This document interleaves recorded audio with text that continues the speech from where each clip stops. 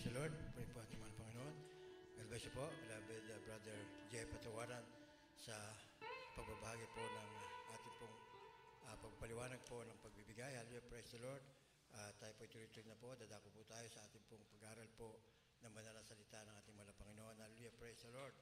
At bago po sa ating pong pag-aaral ng banal na salita, join me in prayer. Hallelujah, praise the Lord.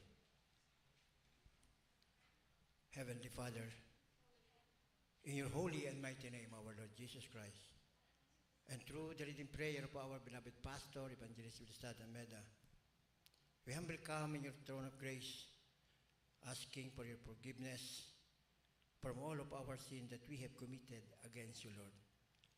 Yes, Lord, we always displease you in so many ways. Please forgive us. Have mercy. Have pity upon us. Cleanse us, O Lord, with your most precious blood that was shed in the cross of Calvary. Create in us a new clean heart, a new mindset that will do your will until you return. Fill us all with your Holy Spirit and make us all worthy of your calling for your kingdom. Heavenly Father, we ask you to bless and anoint your holy words that we are going to share in this Bible study. Be with us and guide us. We can do nothing without you, Lord. I also ask the Father to bless and anoint every single word that will come out on my lips, and let it be a blessing to each and every one of us. Lord, open our spiritual eyes to see and our ear to hear. Give us all wisdom to comprehend and understand your holy word. This is we pray in your holy and mighty name, our Lord Jesus Christ, and through the prayer of our beloved Pastor, we bind and rebuke all power of darkness, doubts, unbelief, hindrances, distraction, cast out in Jesus' name. Amen, amen. Hallelujah. Praise the Lord. Purihin po ang ating mga Panginoon. First and foremost, I would like to give the highest praise, the highest worship, the highest honor, the highest glory, and everlasting thanksgiving to our Lord of Lords, King of Kings, ever dearest Jesus. Hallelujah. Praise the Lord. At ako rin po ay nagbibigay bati at paggalang po sa mga beloved children po ng ating beloved Pastor, Evangelist Wilstad Almeida, 10 po ng kanya pong mga apo, mga manugang, at lagi rin po nating inaalala ang mga turo-taral ng ating Assistant Pastor Lina C. Almeida, at higit sa lahat, ang katuruan at ipinamalas ng ating beloved Pastor, Evangelist Wilstad Almeida, na nasa piling na ng ating mga panahon sa Morris Chandeling ito. Hindi namin malilimutan. Salamat po, mahal na Pastor, mahal na Panginoon, sa pagbigay mo sa amin na magulang sa iyo, na ipinaunawa sa amin ang iyong banal na salita, at kung papuno namin ito, may pamumuhay. Binigyan mo kami ng kaalaman, pinaalam sa amin, pinaunawa sa amin ng iyong matapat na maglilingkod, beloved Pastor, Evangelist Wilstad Almeida, ang kahalagahan ng paglilingkod at pagtalima sa iyong mga utos. Purihin po ang ating mahal na Panginoon, and to all of you, beloved brethren, magandang tanghali po, hapon na po sa inyo lahat. Pagpalain po kayo lahat ng ating mahal na Panginoon ng pagpapalang material, physical, tigit sa po, spiritual, pagpapalang. Ganon din po yung ating po mga birthday celebrants. Pagpalain po kayo lahat ng mahabang buhay, malakas na katawan, at special greetings po sa ating pong birthday celebrants ngayong araw nito, beloved Brother Robert Simpao and beloved Sister Ellen Patawaran. Hallelujah, praise the Lord.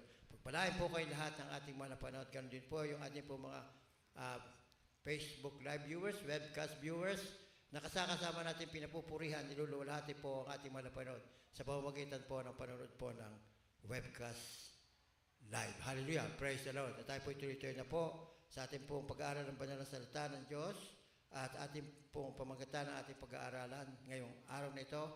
Are we harboring anger? Nagkikimkim ba tayo ng galit?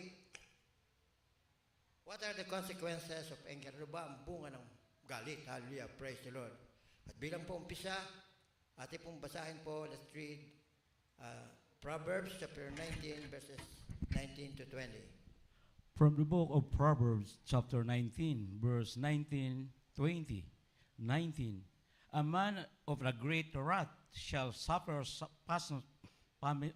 punishment, for it thou deliver him. He thou must do it again. 20. Hear the counsel and receive instruction, and thou mayest be wise in thy latter end. Amen. Sa Tagalog, ang taong may malaking puot ay nagtataglay ng parusa, sapagkat kung iyong iligtas, iyong marapat na gawin uli. Amen. 20. Makinig ka ng payo at tumanggap ka ng turo upang ikaw ay maging pantas sa iyong huling wakas. Amen. Amen. Pero po ang banal na salita ng ating mga Panginoon. God bless you po, beloved preacher, beloved brother Art, sa pagbasa sa banal na kasulatan. Ating pong bigyan ng malakas na palakpak po ang ating pong pinakamamahal na Panginoon sa Kristo. Hallelujah. Praise the Lord. Muling nakukusap na naman po sa atin ng ating mahal na Panginoon tungkol sa damdamin o misyon ng tao bilang tao dito sa ibabaw ng lupa. God feels anger, and He has given us this same ability. Anger is a common emotion that arises when we encounter threats, insults, injustices, or frustrations. However, because of our fallen nature, we often respond in a simple manner when this intense feeling overwhelms us. Ang Diyos ay nakakaramdam ng galit at binibigyan niya tayo ng parehong kakayahan.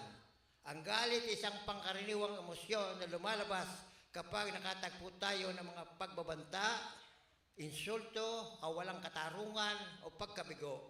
Gayunpaman, dahil sa ating pagkalugmok sa kaligtasan, madalas tayong tumugon sa isang makasalanang paraan kapag ang matinding damdaming ito ay nananaig sa atin. Hallelujah, praise the Lord. Tayo lahat bilang tao ay nakaranas ng magalit. Nagagalit tayo kapag tayo ay nasasaktan o may mga hindi natin nais na mapakinggang mga palaala o sinasabi sa atin na may nakakalampas sa atin o may nagagawang hindi kalugod-lugod sa ating harapan ang ating kapwa. At ganoon din tayo, nakakalampas din tayo sa ating mga kapwa na kaya nagkakaroon po ng galit. Kaya pag minsan yung galit natin, na kaya tayo nagalit dahil sa ating kapwa, ay dahil na rin sa atin na maaaring may nagawa tayong kagalit-galit sa kanyang harapan. Hallelujah! Praise the Lord!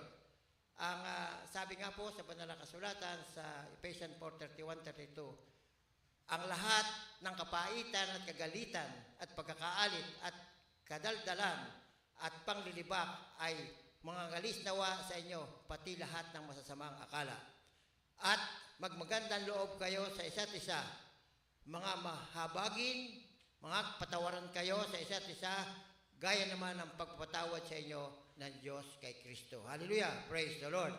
Kaya po, sabi nga po sa banal na kasulatan, kung huwag daw nating palulubugin ang araw na may galit sa ating puso. Huwag daw nating pamamayanihin ang gawa ng kaaway sa atin. Dahil tayo po ay mga anak ng Diyos, binanal ng Diyos, tinanggap ang Diyos sa sariling tagapagligtas.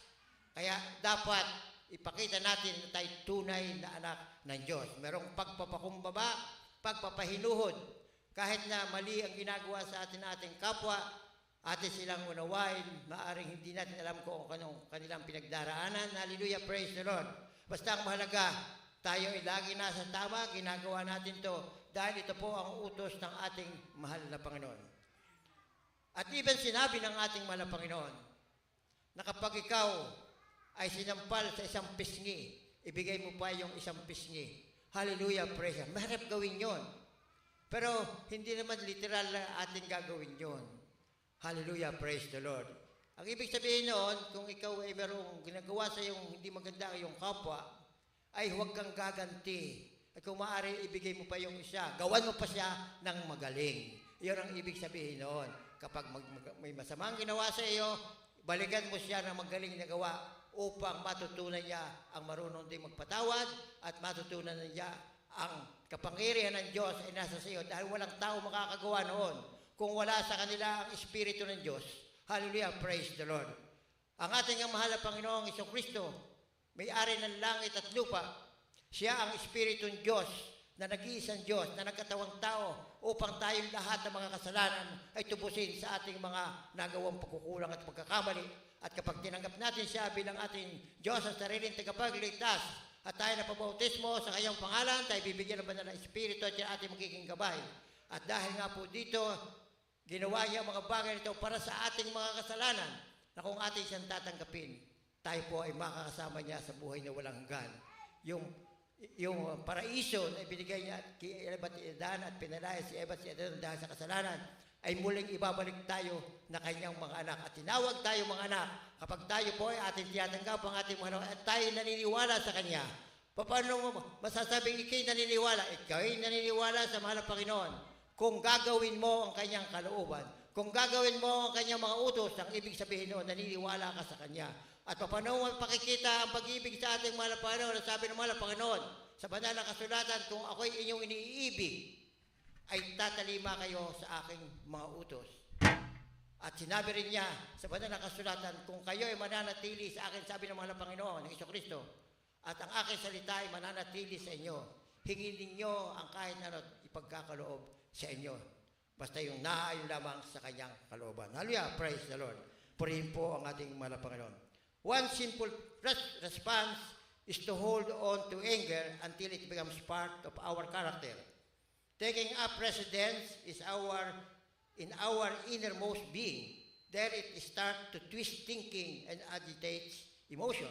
Fears and joy are noticeably absent because they cannot coexist with the anxiety and frustration that accompany bitterness. Isang kasalanang tugon ay ang pagpigil sa galit hanggang sa maging bahagi ito ng ating pagkatao. Kapag hindi natin pinipigil ang ating pagkagalit, dito po ay nagiging kasalanan sa harapan ng ating mahal na Panginoon. Dahil sinabi ng mahal na Panginoon, huwag yung kung binasa sa talata ng Ephesians 4:31 and 32, na huwag tayong magkikimkim ng galit sa ating mga puso at isipan. At sinabi pa rin niya sa kasulatan na huwag natin pararatingin ang hapon, palulubugin ang araw na tayo may galit sa ating mga puso. At even sinabi rin, bago ka tumanggap ng Holy Supper, kung ikaw ay may galit sa iyong puso na hindi mo napapatawad sa kapwa-tao, patawarin mo muna bago ka kumuha ng banal na hapunan. Ang pagkuha ng banal na hapunan ay napakahalaga rin dahil isa ito sa iniutos ng ating mahal na Panginoon na sabi ng mahal na Panginoon, gawin niyo mga ito bilang pag-alala sa akin. Utos yan ng ating mahal na Panginoon. Sinabi niya yan sa kanyang mga apostoles. Kaya lahat ng bagay na nandito sa banal na kasulatan, pag hindi mo nagagawa, sabi nga sa banal na kasulatan, kahit nasusunod mo ang kanyang mga kautusan at meron kang isang hindi nagawa, ikaw'y nagkasala ka sa lahat. Maraming hindi nakakalam na yung pagkuha ng Holy Supper ay basta ganun, napakahalaga niyan. Utos siya natin, para daw siya lagi nating naalaala. Hallelujah. Maalala natin yung kanyang pagsasakripisyo sa krus ng Kalbaryo. Hallelujah, praise the Lord. Kaya po napakahalaga na lagi po tayong tatalima at susunod sa mga utusan dito sa banal na kasulatan. Purihin po, doon sa nagsisimula ang kasalanang tugon ay ang pagpigil sa galit hanggang sa maging bahagi ito ng ating pagkatao na naninirahan sa kaloob-looban. Doon nagsisimula itong umikot o paikutin ang pag-iisip at bukawin ang mga emosyon. Kapansin-pansin, wala ang kapayapaan at kagalakan dahil hindi sila makakasabay sa pagkabalisa at pagkabigo na nakaakibat ng pait. Hallelujah, praise the Lord. Hindi po ba, observe po niyo, pagka kayo magalit, wala kayo sa kondisyon, wala kayong tamang desisyong magagawa. Subalit kapag ikaw ay inalis mo ang galit, nagkakaroon ka ng matibay na desisyon, matibay na pananaw, at nararamdaman mo na ang pag-ibig ng Diyos ay nasa sa iyo. Bakit po? Masama ang ginawa sa iyo, nakangiti pa, ipinapanalangin ko po siya na sana po ay baguhin ang kanyang puso at ako din po ay baguhin mo rin at maramdaman ko ang pagpapatawad, ang pangunawa sa aking kapwa. Nasabi mo, ang pangalawang utos ng ating mahal na Panginoon, bukod sa ang utos na mahalin mo siya ng buong puso, buong kaluluwa, pag-iisip at buong kalakas, ayun ang unang utos. Ang pangalawa ay ibigin mo ang iyong kapwa na katulad ng pag-ibig mo sa iyong sarili. Hallelujah, praise the Lord. Napakahalagang utos na siyang iniwan ng ating mahal na Panginoong Jesucristo na yung 10 utos na paloob doon sa 2 utos na yon ng ating mahal na Panginoon. Kaya napakahalaga ang pagpatawad, ang pag-unawa sa ating kapwa kung nakakalampas man sa ating buhay. After poisoning the character, anger spills over and affects others. We might throw hurtful words like flaming arrows even of those who were not the cause of the rage. And then we raise shields of self-protection in an effort to avoid future hurts. But sadly, this behavior leads to stress relationship and isolation. Sa Tagalog po, pagkatapos lasunin ang karakter, bumubulusok ang galit at nakakapekto sa iba. Di po ba pagka tayo galit na galit at mayroong tatabi niya, pagka minsan yung hindi mo naman dapat kagalitan, napapagsalwikaan mo ng masama o nagagalit, nakikita sa iyong emosyon na ikaw ay galit. Hallelujah, wala namang ginawa sa iyong masama. Purihin po ang ating mahal na Panginoon. Sana po tayo po ay magkaroong puso at lagi po natin uunawain araw-araw na ang ating pinaglilingkuran Diyos ay ilasa sa atin. Kaya dapat tayo kumilos na katulad ng pagkilos ng mahal na Panginoon, katulad ng pangunawa ng mahal na Panginoon sa atin, na kahit anong kasalanan ang ginawa natin sa ating buhay dito sa ibabaw ng lupa, ihayag mo lang sa harapan ng mahal na Panginoon, ihingi mo ng tawad, at ikaw'y patatawadin. Huwag mo na lang uling gagawin ang iyong kasalanan ginoong ganon. Dahil kapag ikaw'y patuloy na gumagawa ng pagkukulang at pagkakamali, tuwan-tuwa ang kaaway ng Diyos. Dahil ikaw ay kinukuha niya, nililing ng kamuli.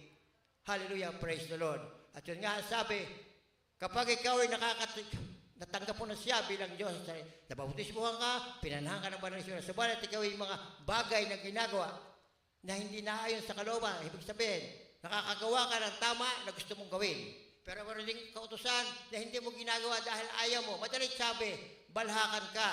O yung ikaw ay nag-aalinlangan. Meron kang doubt sa puso mo. At ang sabi, ang tawag doon ay malahiningang pananampalataya.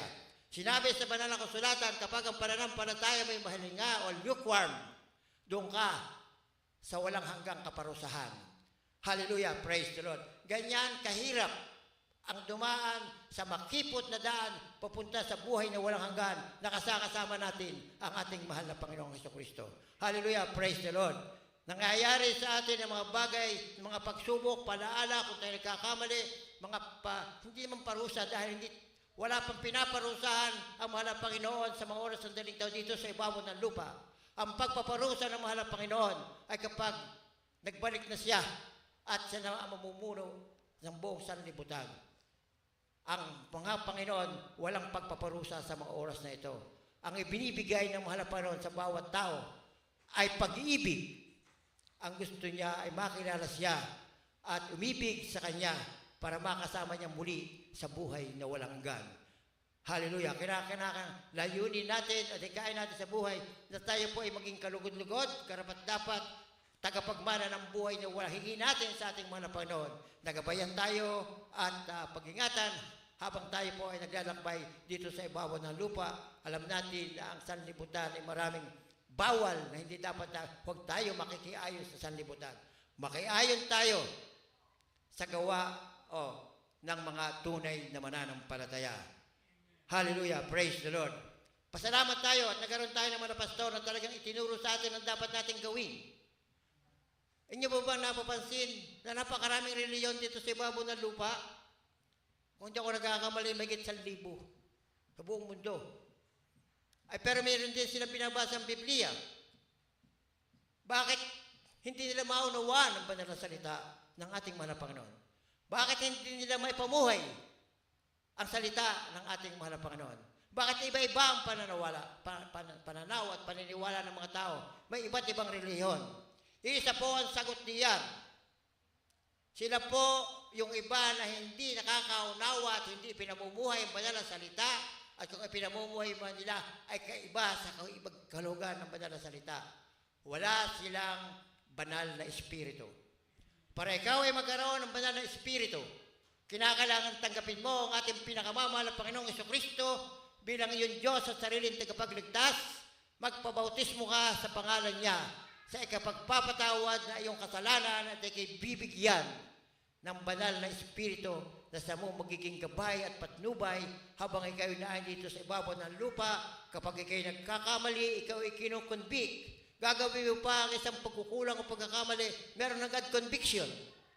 Kaya hindi mo na magagawa. At kung ikaw may nagkamali, ipalaala na sa iyo ng mga laparan, oy, mali ang ginawa mo. Magkakaroon ka ng mga palaala. Kaya napakarami mga kapatiran na wala nakakabalik dahil may mga palaala. So, bumabalik sila at nakita nila na mahal pala sila ng Diyos.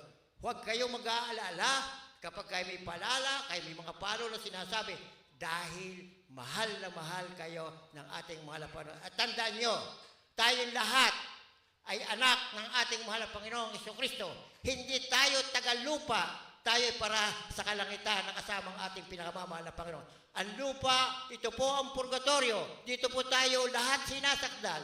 Dito po pinaalam sa atin sa pamamagitan ng kanyang banal na salita na nasa banal na kasulatan na gano'n ang dapat mong gawin. Stated yan na lahat ng anggulo ng buhay ng tao nandito sa banal na kasulatan. At nandito rin sa banal na kasulatan ang huwag mong gagawin. Unang-una yung magalit. Hindi ka dapat, tatulalaan tayo magalit. Instant, may ginawa sa'yo, magagalit ka. Pero palibasa, may espiritu ka ng Diyos sa iyong puso at isipan. Bigla nawawala ang naalala mo. Sabi ng mahal na Panginoon, huwag daw ako magagalit. Ay di gagawin, huwag kang magagalit. Tapos, mauunawaan mo. At makikita rin, nung nagalit sa iyo, boy, bakit itong galit ng taong ito? Galit ako, kung ano pang ginawa ko masama ay nakangiti pa sa akin at ginagawa pa ako ng magaling at pinapanalangin pa ako. Yan ang nais ng ating mahal na Panginoon. Naalala niyo, mahal na Panginoon, nung nasa krus ng Kalbaryo, nung siya'y pinagwiwikaan, inaalimura ng mga, habang siya'y may pasang krus, na mabigat na krus ng Kalbaryo, papunta sa Calgary, ay kasari-saring matatinding salita ang kanyang naranasan. At yun nga, nasa krus na, nakaparako na sa krus, inulos pa siya ng sibat. Alam, siya ay Diyos. Kung sinabi niya, iligtas mo ako dito. Kung tinawag niya ang kanyang mga anghel, kasi nila yung mga tao na nakapalipad doon. Palibasa, yun ang layunin ng niya para siya maging sakripisyo upang ang mga tao ay makapagbalik sa harapan ng ating mahal na Panginoon kung tatanggapin siya na Diyos at sariling taga. Sabi nga ng ating mahal na Panginoon, He is the only way, the truth, and the life. No one can go to the Father except through Him. Hallelujah, praise the Lord. Diyan sa statement na yan, sabi ng iba, may Diyos Ama at may Diyos Anak. Totoo, may Diyos Ama at may Diyos Anak. Pero isang Diyos. Siya lang ang Diyos. Ang Diyos ay Espiritu. Siya'y bumababa dito sa lupa, nagkatawan tao para ibigay ang kanilang buhay sa atin. Siya'y nagsasalita rin nato sa lupa bilang tao, pero siya nagsasalita rin bilang Diyos na makapangyarihan sa lahat. Hallelujah, pray. At even sinabi sa Isaiah 9:6, ang sabi,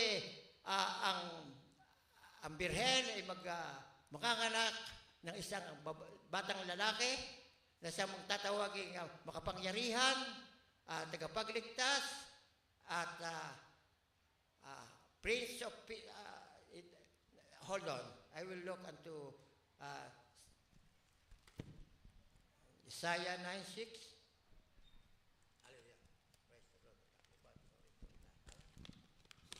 Babasahin ko para maintindihan at maunawa natin.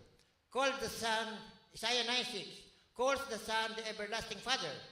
Jesus the Son prophesied about there is only one Father. In Malachi 10:2-10 and Ephesians 4:6, so Jesus must be God the Father. In Isaiah 9:6, for unto us a child is born, unto us a son is given, and the government shall be upon his name, or his shoulder, and his name shall be called Wonderful, Counselor, the Mighty God, the Everlasting Father, and the Prince of Peace. In Ephesians 4:6, one God and Father of all, who is above all and through all and in you all. Hallelujah, praise the Lord. So, He is ang Diyos. Ang ating mahal na Panginoon ay tao, pero siya ay Diyos. Nagkatawan tao lang siya para parahanan siya ng banal, para parahanan ng kanyang banal na Espiritu upang maging alay at tayo maligtas na lahat kung tatanggapin natin ang ating mahal na Panginoon. Nga, meron tayong regalong banal na Espiritu. Hallelujah, praise the Lord. After poisoning the character anger spills over and affects others. Pagkatapos tasunin ng karakter, bumubulusok ang galit na nakakapekto sa iba. Maaari tayong maghagis ng masasakit na salita tulad na naglalagablab na palaso, kahit na ito ay hindi dahilan ng galit. At pagkatapos ay itaas ang mga kalasag ng proteksyon sa pagsisikap na maiwasan ang mga masaktan sa hinaharap. Ngunit nakakalungkot, ang mga pag-uugali na ito ay humantong sa mga nakaka-stress na relasyon at paghihiwalay. Hallelujah! Praise the Lord! Lalo na kung ginagalitan natin o nagkakaroon tayo ng galit sa ating kapwa mananampalataya. Ang kapwa mananampalataya ay dapat iniibig natin. Dahil tayo isa, tayo mga anak ng Diyos, ang ating pinaglilingkuran ay Diyos na makapangyarihan. Bakit tayo magkakaroon ng hinanakit, away, o mga petty, na hindi po petty, yung discrepancy? Bakit tayo magkakaroon ng ganon? Kung ang Espiritu ng Diyos ay nasa sa inyo, matatanggap nyo na magpatawad sa inyong kapwa, na mahalin nyo ang inyong kapwa na kahit hindi kaibig-ibig. Kung ang mahal na Panginoong Jesucristo nga ay minahal tayong lahat, ay hindi tayo kaibig-ibig dahil sari-sari ang ating ginagawang pagkukulang, pagkakamali, pagkakasala sa kanyang harapan. Di ba meron tinatawag na Christ-likeness? Yun po ang purpose niya, na tayo ay maging katulad niya. Karapat-dapat, tagapagmana ng buhay na walang kasama niya doon sa kalangitan. Hallelujah! Praise the Lord! While anger can damage our character and connection with others, its most tragic consequences is broken fellowship with God. Kapag tayo po ay may galit o maaaring makapinsala ng ating pagkatao at koneksyon o ugnayan sa iba, ang pinakalunos-lunos na kahihinan natin ito ang nasirang pakikisama sa Diyos.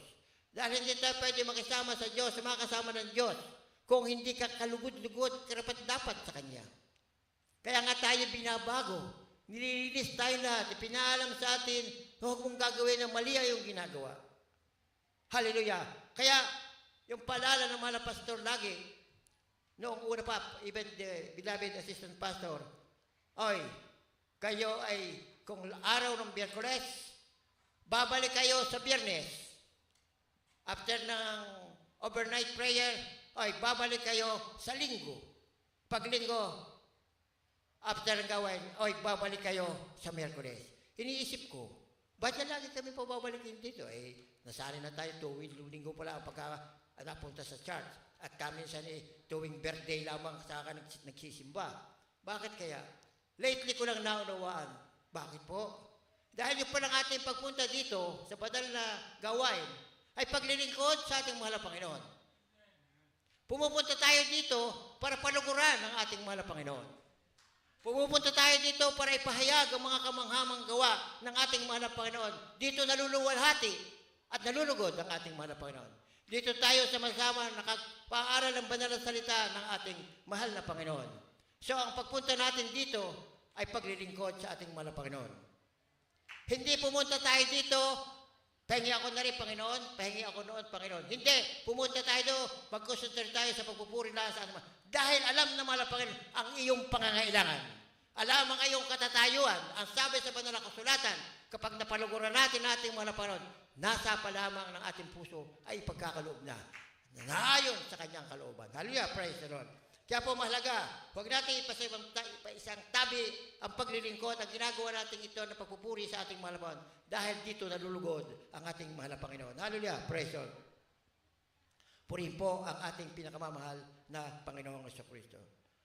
Ang galit ay hindi lamang humahadlang sa kanyang gawain sa loob at sa pamamagitan ng mga mananampalataya. Ito rin ay nagdadalamhati sa puso ng Ama. Hallelujah, praise the Lord. Kapag pala tayo may galit sa ating puso, ay nagdadalamhati ang ating mahal na Panginoon. Dahil nga, sobrang mahal tayo, ayaw na kayo mawawala sa kanyang presensya, ayaw na kayo mawawala sa kanyang kaharian. Ayaw ka mawawala sa tamang daan. Kaya nagdadalamhati ang ating mahal na Panginoon. Halos lahat sa ibabaw ng lupa, bakit may gera? Dahil sa galit. Bakit may mga pagsusuwasawagi? Dahil sa galit, hindi sila marunong magpasensyahan. Palibasa, hindi nila alam o kilala ang ating mahal na Panginoon. Subalit kung talagang kilala natin ating mahal na Panginoon at talagang ipinamumuhay mo, magagawa mo, huwag magalit. Magagalit ka pala, paalalahanan ka ng mahal na Panginoon. Ay, huwag mong gawin yan. Hindi kita papamanahan ng ginto doon sa kalangitan. O maaaring hindi kita makakasama doon sa kalangitan. Hallelujah, praise na ng tao doon. Walang iyakan, walang problema, puro kaligayahan, wala tayong gagawin doon, kundi magpupuri lang sa ating mahal na Panginoon. Hallelujah, praise the Lord. Nais niyang buhusan o paulanan ng mga pagpapala ang kanyang mga anak, ngunit hindi matatanggap ng galit ng mga kamao ang kanyang kayamanan at ng kanyang kayamanan ng pagkatao at pagtawag. Kapag tayo may galit, yung mga pagpapala na dapat natin tatanggapin, mga spiritual blessing, hindi natin matatanggap. Pati paglubusang pagkatao natin. At tayo po ay yung pagtawag sa atin. Nakita yun, napakarami sa atin na tinatawag dito sa banal na gawain. Pero bigla na lang nawawala. Hindi nila pinahalagaan yung pagtawag sa atin. Kaya habang tayo may nakaatas na gawain dito sa banal na kasulatan, gawin natin to ng buong puso, buong kaluluwa at buong pag-iisip. Dahil inilagay ka dyan ng ating mahal na Panginoon. Kung ang mahal na Panginoon ay naglalagay ng ganyang bagay sa atin at ginagamit tayo, nag-aalis din siya ng hindi gumagawa ng kanilang mga tungkulin. Lalo na ikaw ay ginagamit dito sa loob ng ubasan niya. Hallelujah, praise the Lord. Pahalagaan natin ang mga ganitong bagay. Hallelujah, praise the Lord. Are we harboring anger? It could be so deeply buried within our soul that we are unaware of its presence. Since sustained and resolved, bitterness will affect every area of our life. Ask God to reveal any hidden resentment, then release it and take hold of the riches of Christ. Nagkukubli ba tayo o nagkikim ba tayo ng galit? Maaaring ito ay napakalalim na nakabuon sa loob ng ating kaluluwa na hindi natin alam ang presensya o pananatili nito. Dahil ang patuloy, hindi nalulutas na kapaitan ay nakakaapekto sa bawat bahagi ng ating buhay. Hilingin sa Diyos na ihayagang anuman nakatagong hinanakit. O i-confess mo sa mahal na Panginoon ang galit na nasa iyong puso. Hingi ka agad ng tawad. Bakit ka nagalit? Bakit nagkaroon ng galit sa puso ko? Pagkatapos ay palayain ito at hawakan ang mga kayamanan ng mahal na Panginoong gusto ko. Huwag ka na magalit, tanggalin mo na ang galit. Hallelujah, praise the Lord. Purihin po ang ating mga. Ating pong basahin po ang next verse. Psalms verse 37, 8-9 at Romans 12:19. From the book of Psalms, chapter 37, verse 8 and 9. Chapter 8, cease from the anger and forsake wrath. Prate not thyself in any wise to do evil. 9. For evildoers shall be cut off, but those that wait upon the Lord, they shall inherit the earth. Amen. From the book of Romans, chapter 12, verse 19. Dearly beloved, avenge not yourselves, but rather give place unto the wrath, for it is written, vengeance is mine, I will repay, say it the Lord. Amen. Tagalog po. Sa Aklat ng Kawikaan, ang Kapitulo 27, ang talata ay 9. O mga awit, ang talata 37, 8 at 9. Mag-ingat ka ng pagkagalit at bayaan mo ang puot. Huwag kang mabalisa, iyong maghahatid lamang ng paggawa ng kasamaan. Sapagkat ang mga magawa ng kasamaan ay maghihiwalay, ngunit iyong magsihintay sa Panginoon, sumigawa sila ng lupain. Mga taga-Roma, ang kapitulo ay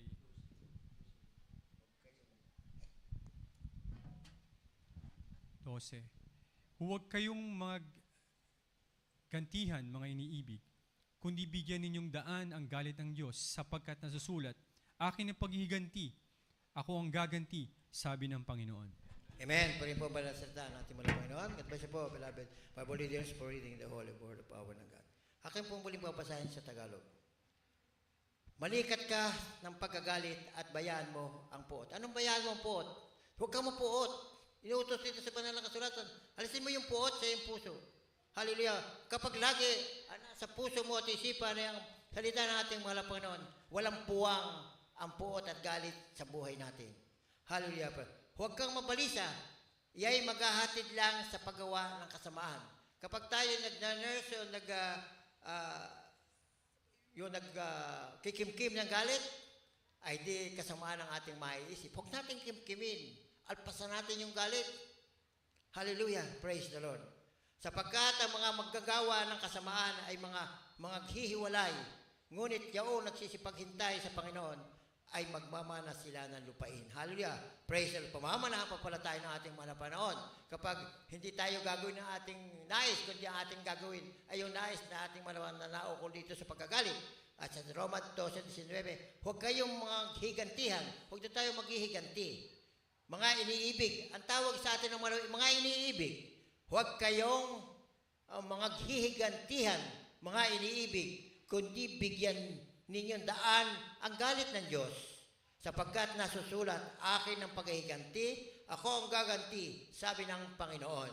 So kapag ikagalit na galit, may gumawa sa ay manalangin ka na, mahal ang Panginoon, ganun pinatawad ko po dahil ganun, hindi na po ako nagagalit para po sa iyo. Ano sabi ng mahal ang Panginoon? Siya raw ang gaganti. Siya na ang bahala doon. Hallelujah, praise the Lord.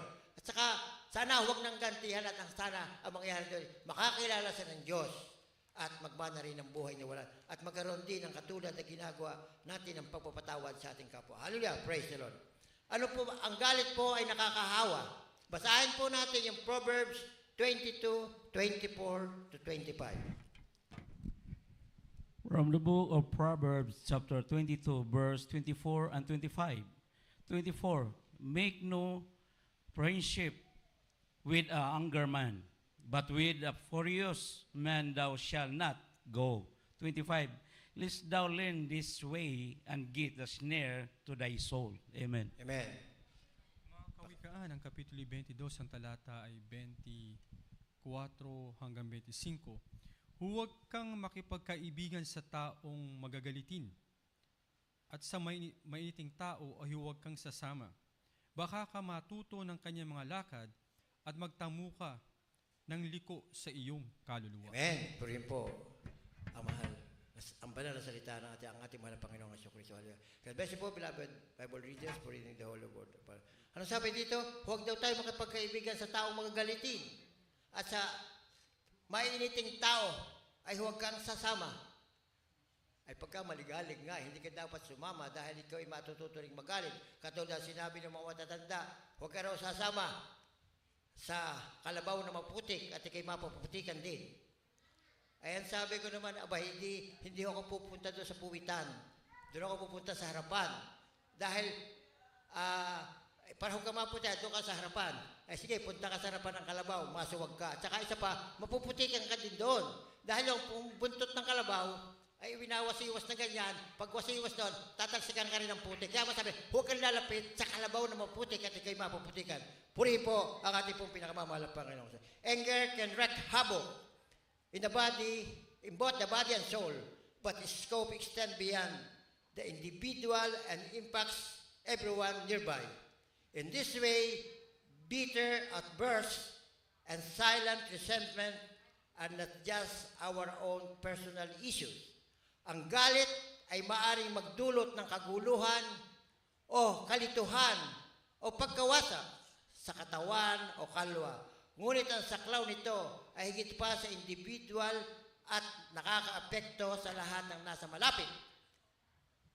Pag ikay galit, ay pati yung mga kalapit mo hindi galit, naapektuhan. Kasi galit ka masama ang mukha mo.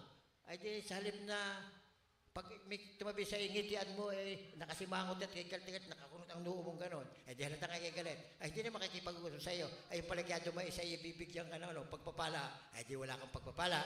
Hallelujah, praise the Lord. Kaya po ang galit, alisin na natin sa atin, tama lang tayo nagagalit. Pero huwag natin huwag kikim-kim ng galit. Utos ng ating mahal na Panginoon na huwag mong kikim-kimi ng galit, lalo tigit sa iyong kapwa at sa iyong kapwa mananampalataya. Ipaubaya natin ang lahat sa ating mahal na Panginoon. Siya po ang nakakaalam ng lahat ng bagay. At ikaw ay pagpapalain. At sabi pa nga sa ating nabasang talata, tayo ay pagmamanahin ng mga lupain. Hallelujah! Praise the Lord.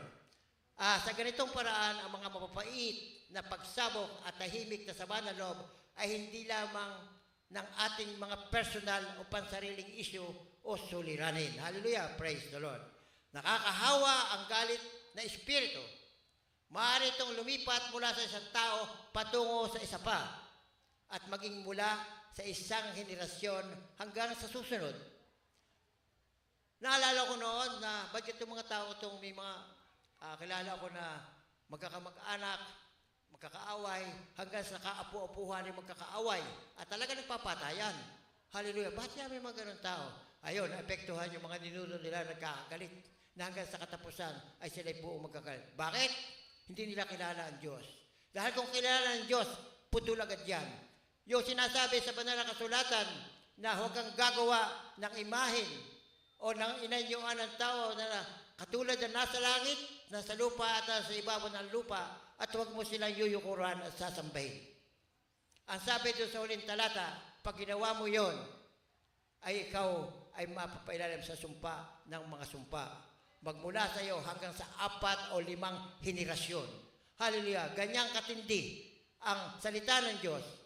Hallelujah! Kaya nakikita natin yung tinatawag na generational curse, yung mga unang mga tao na nagkasakit, at tulad ng mga ninuno ko, yung sa mother side ko, ang sakit ay kinamatay nila, both side, grandfather at mother ko, sa mother ko, puro cancer ay kinamatay.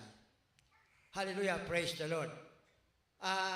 Pero, kahit na ikaw nasa ganong sequence o henerasyon, kapag tinanggap mo ang ating mahal na Panginoon bilang Diyos sa sariling tagapagligtas at napabautismo ka sa kanyang milag at banal na pangalan, patatawarin ka sa iyong kasalanan at yung sumpang iyon ay mapuputol hanggang doon na lamang sa mga ninuno mo. Purihin po ang ating mahal na Panginoon. Ganyan tayo kaibig ng ating Panginoon. At ganyan din katindi ang ating Panginoon kapag hindi ka natutong sumunod sa kanyang mga, kapag hindi mo natutuhunan na sundin ang kanyang kalooban.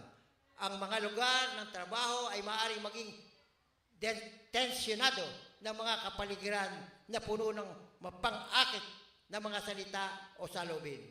Ginagawa ng galit ang mga tahanan ng mga larangan ng labanan ng mga salitang pasabog o tahimik na puot.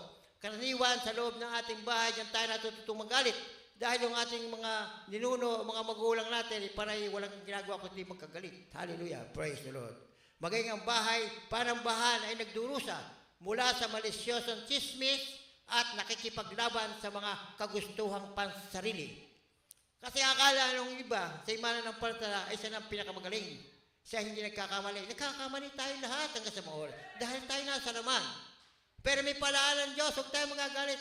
Tayo mag-aralan sa isa't isa, mag-ibigan, mag-unawaan, at magkasundo lagi. Pag-usapan. Kung may problema, pag-usapan, mag-meet sa gitna. Kung hindi kayo magkasundo, tumawag kayo ng isang kapatiran o namumuo ng mga katulad ng preacher at ating kapag hindi ninyo hindi naayos, bahala na sa kanyo ang mahal na ipagpapasa Diyos na namin. At yun nga po, ang taong may galit sa puso at hindi marunong magpatawad sa kanyang kapwa ay iniiskapera ng mahal na Panginoon. Pinadadaan siya sa mga palaala, mga pagsubok, para maunawaan niya na kanyang ginawa ay mali at hindi nilulugod ang mahal na Panginoon sa kanyang mga ginagawa. Hallelujah, praise the Lord. God created us to live in fellowship with one another, but anger can poison our relationship. Tragically, those closest to us are the ones who suffer the most. Yung mga malalapit sa atin na nag-aapektuhan. Children learn to respond to life's situation by observing their parents' example. They then develop similar attitudes and pattern of behavior. We need to give serious thought to what kind of heart we are passing down to our sons and daughters. Nilikha tayo ng Diyos upang mamuhay sa pakikisama sa iba. Ngunit maaaring malason ng galit ang ating mga relasyon. Nakakalungkot, ang pinakamalapit sa atin ang higit na nagdurusa. Natututo ang mga bata na tumugon sa mga sitwasyon sa buhay sa pamamagitan ng pagsunod sa halimbawa ng kanilang mga magulang. Kapag ang ating magulang hindi mo magpatawad, walang ginagawa kundi mag-away. Di ang ating mamamana. Ganun na ating natutunan sa ating magulang. Kaya lagi tayo, lalo naman tayo mga magulang, ating pong uunawain yung mga bata. Huwag tayo magpapakita na nagkakagalit. Lagi ang pagpapakita natin sa ating mga anak at apo ay tayo nagmamahalan para tayo lahat ay magkaroon sila ng pusong marunong magmahal din na katulad natin na binigay sa atin ng ating mga Panginoon. Pagkatapos ay bumuo sila ng makatulad ng mga salubin at huwaran ng pag-uugali. Kailangan natin pag-isipang mabuti kung anong uri ng puso ang ipinapasa natin sa ating mga anak na lalaki at mga babae.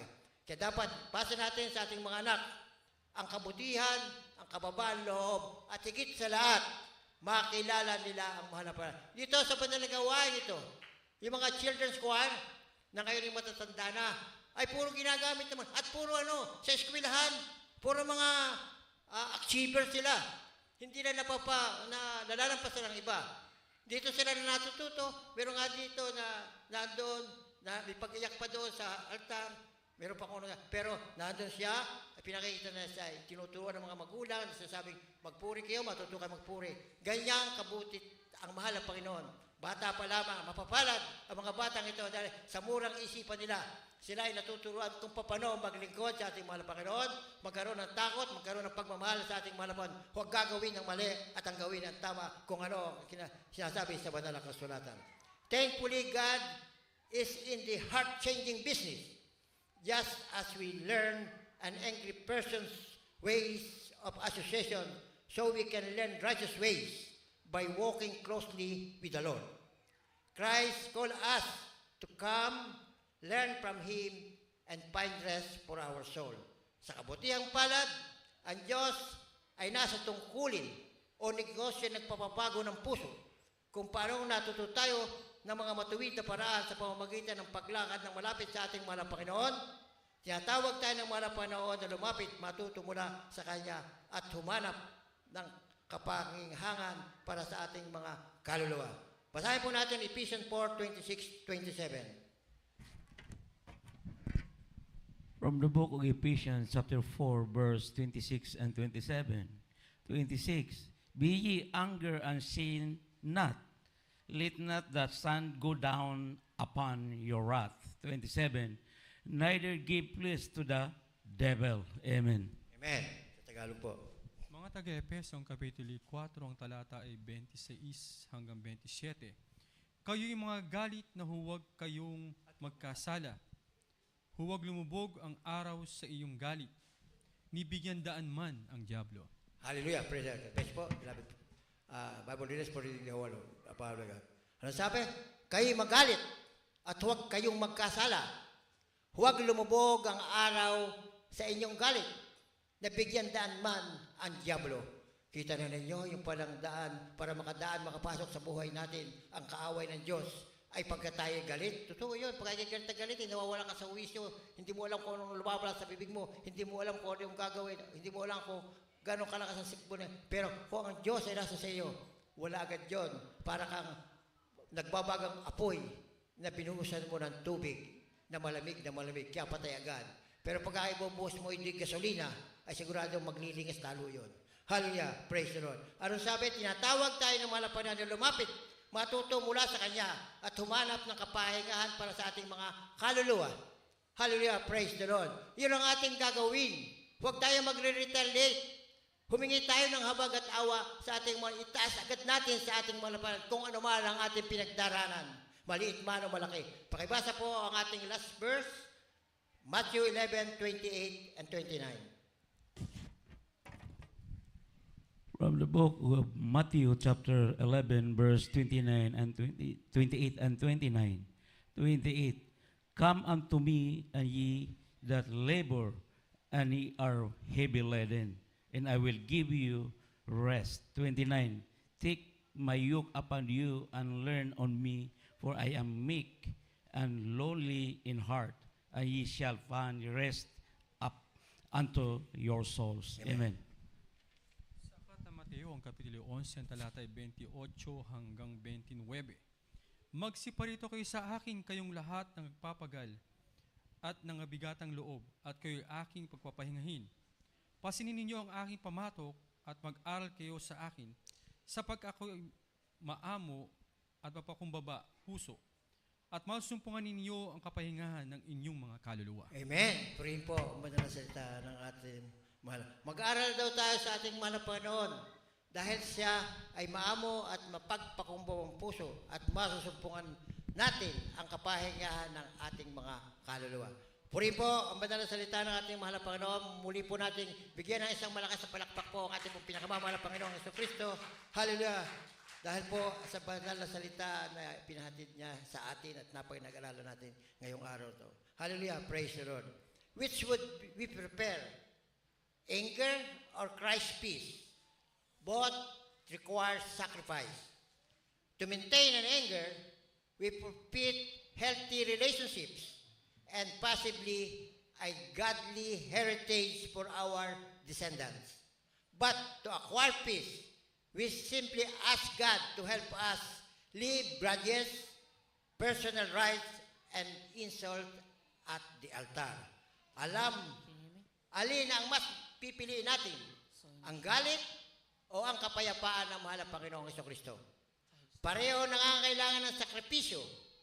Kung panatilihin ang galit, nawawalan tayo ng malusog na relasyon at posibleng isang makadiyos na pamana para sa ating mga inapo. Ngunit, para magkaroon ng kapayapaan, hinihiling lang natin sa Diyos na tulungan tayong iwanan ang sama ng loob, personal o pansariling karapatan at insulto sa altar. So, ang remedyo sa lahat ay pagdulog at paglapit sa ating itaas natin lahat ng ating mga pangangailangan mula sa mga ganitong bagay. Sa lahat, alam ng Diyos hanggang mahal na mahal tayo lahat ng ating mahal. Kaya wala ang nais niya ay tayong lahat ay mapabuti at bigyan ng ating mga pangangailangan sa araw-araw, huwag makagawa ng sala sa kanyang kalooban upang yung daang makipot ay ating malakaran ng walang pasinta.